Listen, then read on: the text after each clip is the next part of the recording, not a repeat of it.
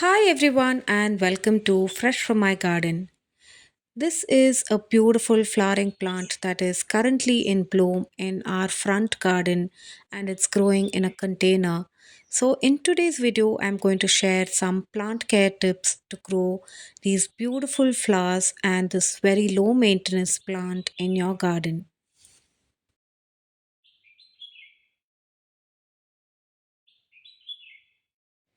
This is the Plumbago, which is native to South Africa and is an evergreen perennial flowering plant.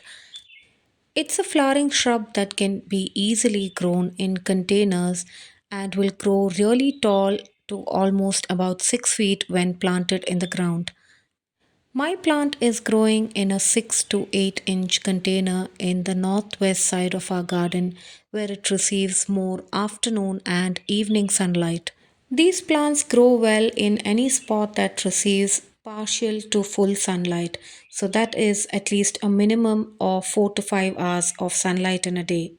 Plumbago is also known as sky flower because of its pale light blue flowers and they bloom throughout the year and mostly during the summer season.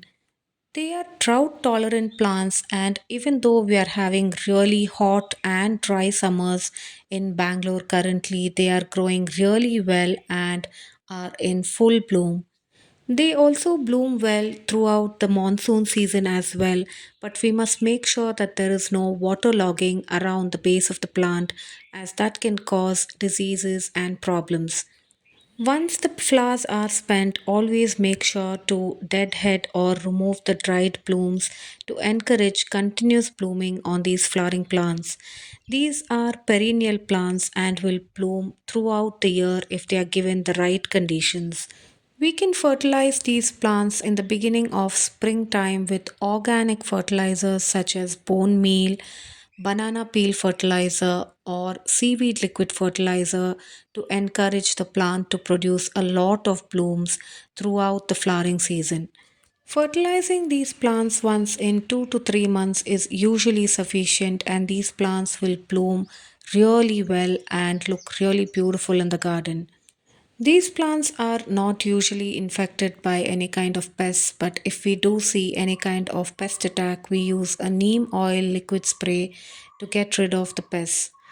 The potting mixture that I have used to pot these plants is a mixture of garden soil with some compost, cocoa peat, a spoonful of dried neem cake, and some bone meal.